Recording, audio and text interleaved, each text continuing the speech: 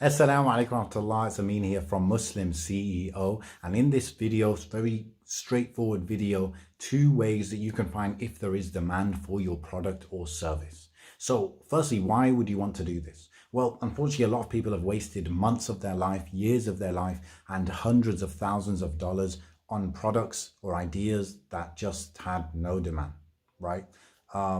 And so you don't want to do that, of course. And also we need to realize, as people who are not necessarily raising millions or tens of millions of dollars in funding, we're not part of a big company that's, a big company already doing well and just making a new product.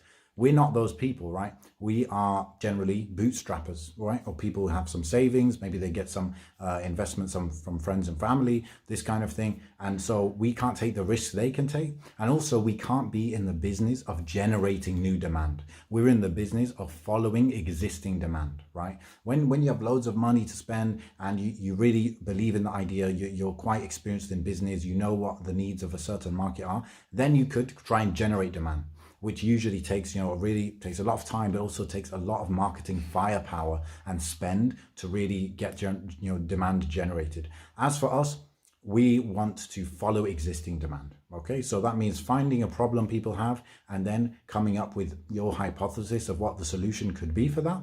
And then that's your business, that's your kind of company, right? So 2 ways that we can find out if there is demand for something. Number one, find out if there is an existing player in that market that's doing pretty well. Okay, and how do I identify if they're doing well? There are a few ways, right? There's no like certain thing except for revenue, but revenue is something that usually it's private, right? So apart from revenue, how do we know somebody is doing well? Well, there are a lot of different factors. We kind of put it together and it gives us a picture of if things are going well. The first is revenue, of course, but if we can't find that, maybe number of employees. If somebody's got 1, 2, or 3 full-time employees, then they're doing okay. That's a good sign, right? You might be able to find that out on LinkedIn, for example. Some companies will put all of their employees. The other thing is if they're hiring. If they're hiring, it means either that they're growing and they need new employees, which is a good sign, or it means that the people behind it, they believe in it enough to invest in a full-time hire for their business, and therefore it means doing pretty well. Another thing is if they've been around for a while. So if they've been around for 3 or 4 plus years, then generally it means they're doing okay because they're still in existence, right? And a lot of companies don't make it past the first 1, 2 years. And so if they're 3+ years old, that's also a good sign. Another good sign is if they're advertising for weeks or months at a time. So if you see a company, you can see, for example, on Facebook, on the Facebook page, in the transparency section, you can see the ads they're running, and you can know like how long they've been running those ads if you just check back now and then. So if they're advertising week on week, month on month, it means they've got the money to do that, which means the ads might be profitable, which means there's demand, or it would mean that they're making money elsewhere enough that they can invest in advertising. So again, that's a good kind of gauge. Another thing is this is less so a good gauge, but followers and likes on Facebook, Instagram, any social media platform, and these are generally the metrics. Another thing is if somebody's in the industry and they know that industry and this is a known player, it's a known business in that industry, then that's obviously also something to show that they are pretty well established. So that's the first way to know if there's a demand, if there is existing business doing well there.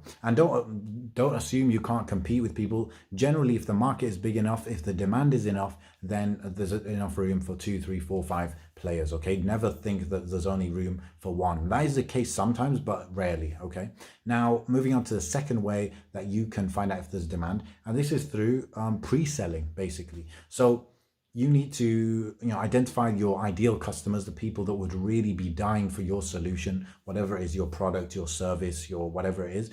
You need to identify them and you need to speak to them. Either go to networking events, go to meetup events, networking, on LinkedIn, find them and message them. On Facebook, find them and message them. Go to Facebook groups for people who are in this kind of group of people. Or if you know people, right? And speak to them, right? Ask them, okay, how is XYZ going? Like, be a bit vague and let it come from them, right? Don't try and seed your answers into them. So ask them, how's things going? Like, let's say you have products which helps them with, I don't know, let's say marketing, right? And so you say to them, oh, how's your marketing going? Oh, yeah, it's going well on this, but not so good on this. Oh, tell me more about what your challenge is. And then eventually you can say, well, how are you trying to solve that problem? And then they might say, oh, we use this, but it's not that good. Or they might say, there's no way there's no product out there to help us do this. At that point, you might say, look, I'm looking to develop something, that will help solve that problem. Would you be interested in, putting some money down towards it? Because that's like true validation for me that there is a real demand there. And basically, you are also going to have input on the product itself. And so I'm going to try and cater it slightly to you, based on your feedback. Would you be interested in that? It would be at a discounted rate because, of course, the product's not ready yet. If you can do that with 10, 20, 30, 40, 50 people, that's a good sign. People willing to put money down, even if it's at a discount. The other thing is you could make some kind of, this is mostly just for software or for service. You could try and sell and then deliver that to them, but in a mishmash way. So some softwares can be replicated using stuff like Google, the different Google tools, Zapier, Google Forms, a lot of these things, you just mish and mash them together, and they kind of like solve the problem, right? Without having to go out there and actually develop a software. So any version of that, even if it's for a physical product, if you can sell that, again, that's validation, people putting money down. So whether it's a completely at the idea stage and people are paying you to then create the product, or you've kind of made a basic version of the product and people are paying for that, either way, this is some validation that there is demand. Okay, so 2 ways you can find out if there's demand. Number 1, is there a player doing well already in the space? Number 2, can you talk to people that would be your perfect kind of avatar, and then get money off them, get real money off them, because your solution is something they're really looking for.